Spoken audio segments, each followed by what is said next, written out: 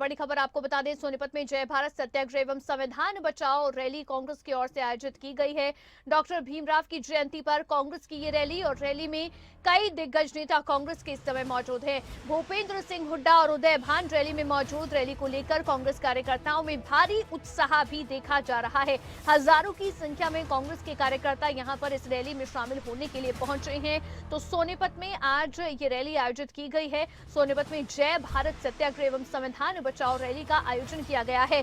इस रैली में इस समय पूर्व सीएम भूपेंद्र सिंह हुड्डा की ओर से संबोधित किया जा रहा है। सीधे सुनवाते हैं।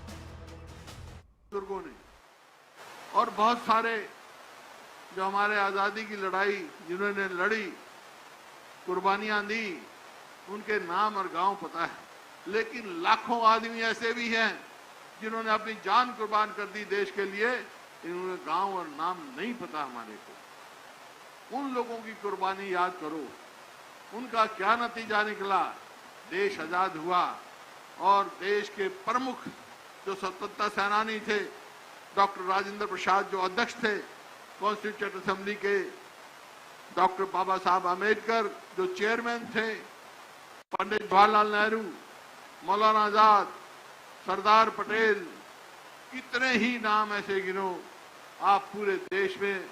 और भाई मेरे स्वर्गीय पिताजी, आपके बुजुर्ग चौधरी रणबीर सिंह, ये संविधान सभा में बैठे और बड़े लंबे चौड़े बात करके पूरी दुनिया के संविधानों को देखकर ये संविधान तैयार किया।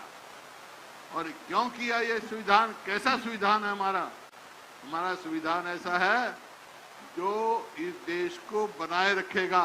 अंग्रेजों की तो चाल थी, एक देश के दो टुकड़े कर दिए थे, लेकिन हमारे बुजुर्गों ने, संविधान निर्माताओं ने ये संविधान दिया, डॉक्टर अंबेडकर ने, कि ऐसा संविधान हम देश को देके जा रहे हैं। अगर ये संविधान कायम रहेगा तो हमारा देश भी कायम रहेगा।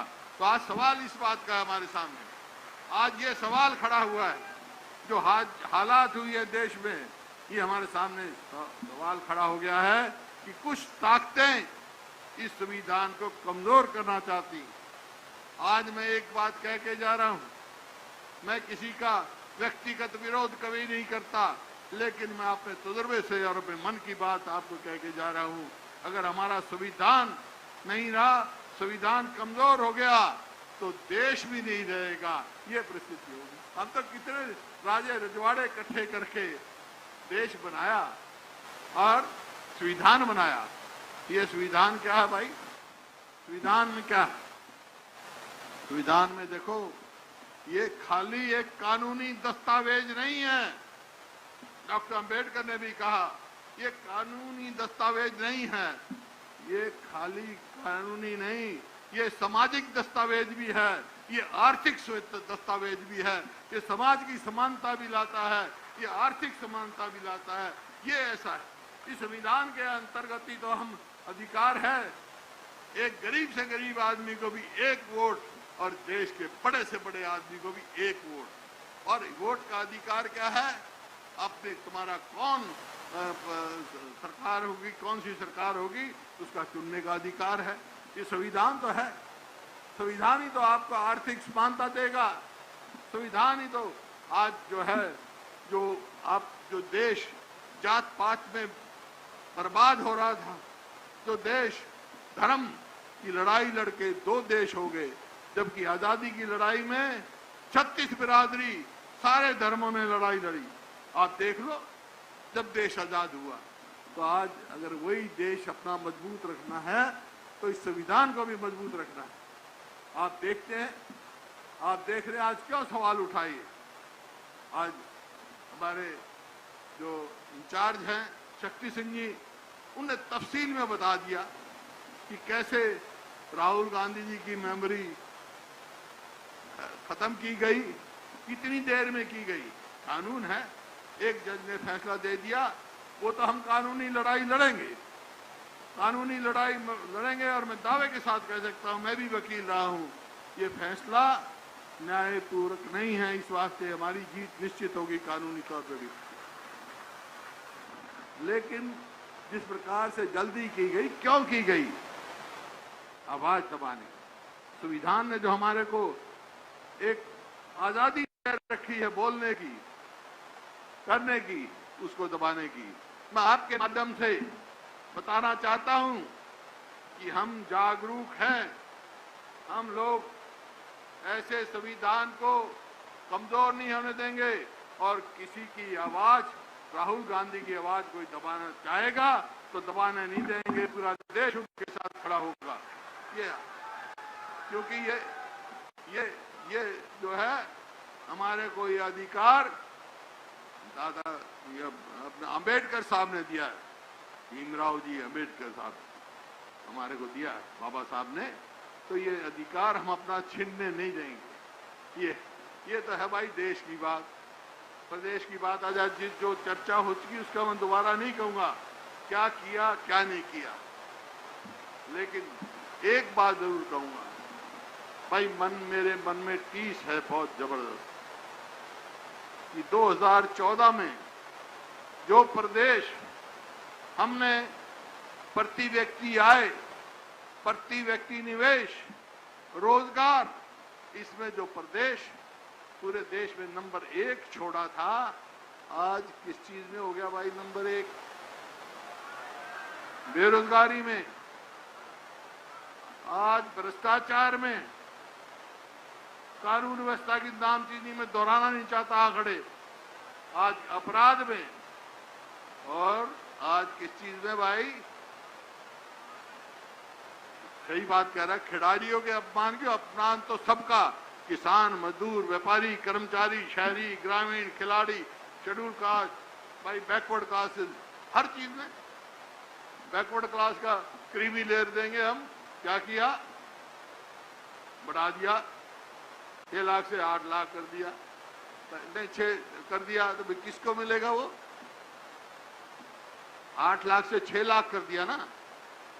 और हम क्या करेंगे? 8 लाख जो हमने कर रखा था उसको भी बढ़ाकर 10 लाख करेंगे। तो ये बैकवर्ड क्लासेस के लिए है। आज इन्होंने क्या किया भाई? मैं ज्यादा कहा, मैं जो बात चर्चा कर चुके वो नहीं कहना चाहता, लेकिन हमने हरियाणा प्रदेश पहला प्रदेश था जब हमारी सरकार थी जिसने 20 लाख गरीब बच्चों को, दलित को 100 रुपए से लेकर 600 रुपए तक का वजीफा महीने का देने का काम किया था। इन्हें वो भी पीछे हटा दिया। 100 गज के हमने लाखों प्लॉट दिए, वो भी स्कीम बंद कर दी। बच्चों की स्कॉलरशिप बंद कर दी। वही तो एक काम कहें, एक काम बताएं। आज अपने पोस्टर छाप रखे, हमने ये किया वो किया। क्या किया भाई? प्रदेश कर्जे में डुबा दिया। दीपेंद्र जी तो कह रहे थे 3 लाख करोड़। भाई इनको मैं बताना चाहता हूं, कर्जा और देनदारी मिलाकर आज हरियाणा का 4 लाख करोड़ से ज्यादा हो गया है। किया क्या भाई? आज किसान का क्या हाल है हमारे प्रदेश में? अरे सरकार का क्या हाल है? स्कूल में जाओ तो मास्टर नहीं, अस्पताल में जाओ तो डॉक्टर नहीं, दफ्तर में जाओ तो कर्मचारी नहीं, जो हड़ताल में बैठे रहे। 2 लाख जगह खाली पड़ी है, बेरोजगारी में नंबर 1 हो गया। कोई ऐसा एक नहीं। किसान, मैं अब मंडियों में गया था, वहां देखा किसान और मजदूरों का क्या हाल था। अरे सरसों कहते हैं हम एमएसपी देते हैं, 5450 सरसों की एमएसपी, और बेचना कितने में पड़ा भाई किसान को? 4600, 4700, 4800 प्रति क्विंटल। 1 क्विंटल पे 1000, 1200 रुपए का किसान का नुकसान। इसी प्रकार गेहूं का उठान नहीं, गेहूं का ट्रांसपोर्ट का टेंडर नहीं, मंडियां भरी पड़ी हैं। कोई कहते जो है इसमें लस्टर लॉस हो गया। लस्टर लॉस क्या भाई? लस्टर लॉस गेहूं का नहीं हुआ है, लस्टर इस सरकार का हो गया, हरियाणा की सरकार का लस्टर लॉस हो गया। कभी कहते हैं कि दाना टूट रहा है इतना, कभी कहते हैं हमने ये इतना बढ़ा दिया लेकिन इतनी कटौती करेंगे। तमाशा बना रखा है।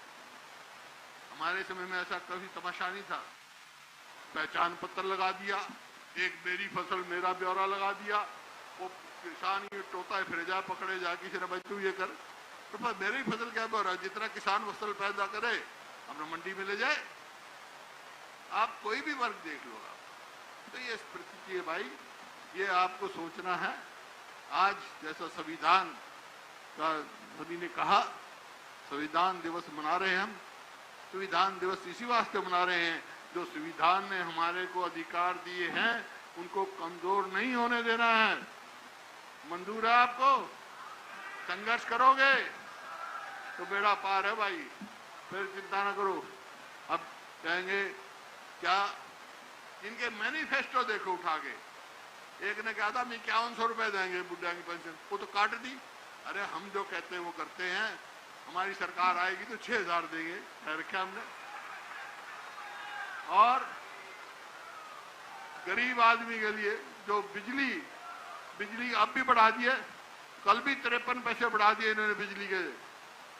200 यूनिट से फालतू जो इस्तेमाल करता है उसके कल बढ़ाई है। हम क्या करेंगे, हम भाई 300 यूनिट तक की बिजली फ्री देंगे गरीब आदमी तक की। जो ज्यादा बिजली इस्तेमाल करता है वो पूरा करो। तो इसी प्रकार से 100 गज के प्लॉट हैं जिनकी पेंशन कटी है, कह चुके हमारे अध्यक्ष जी, सारी बता दिए, डिटेल में दोहराना चाहता मैं तो, क्योंकि समय बहुत हो गया और आप भी बहुत देर से बैठे हैं और फसल का टाइम है। मेरे को मालूम है सब अपना काम छोड़ के आए हो, तो भाई कुछ हासिल करना है तो अपना काम भी छोड़ना पड़ेगा, समझे नहीं? अगला जो है पड़ाव अपना विपक्ष आपके समक्ष हम भिवानी में करेंगे भाई। आओगे सब, बहुत बहुत धन्यवाद।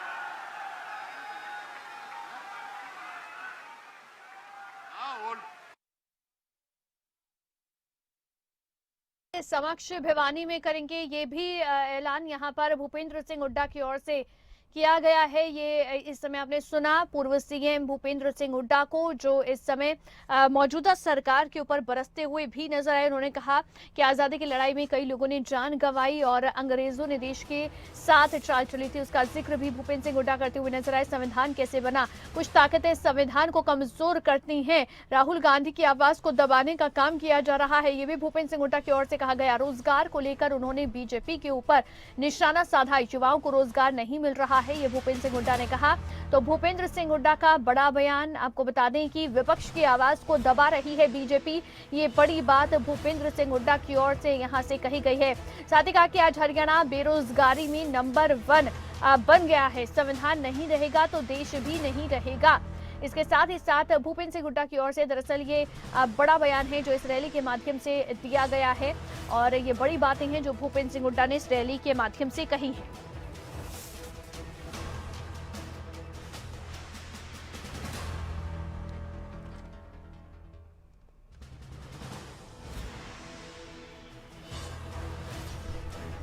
तो संविधान नहीं रहेगा तो देश भी नहीं रहेगा। भूपेंद्र सिंह हुड्डा ने कहा कि 2014 से पहले हरियाणा की जो स्थिति उसके बाद से 2014 के बाद से हरियाणा की स्थिति को खराब किया जा रहा है और साथ ही साथ प्रदेश बेरोजगारी में नंबर 1 बनता जा रहा है। ये भूपेंद्र सिंह हुड्डा की ओर से प्रदेश सरकार पर निशाना साधते हुए भी कई बातें कही गई हैं। बीजेपी के ऊपर उन्होंने निशाना साधा है, साथ ही कहा है कि दरअसल भारतीय जनता पार्टी विपक्ष की आवाज को दबाने में जुटी है।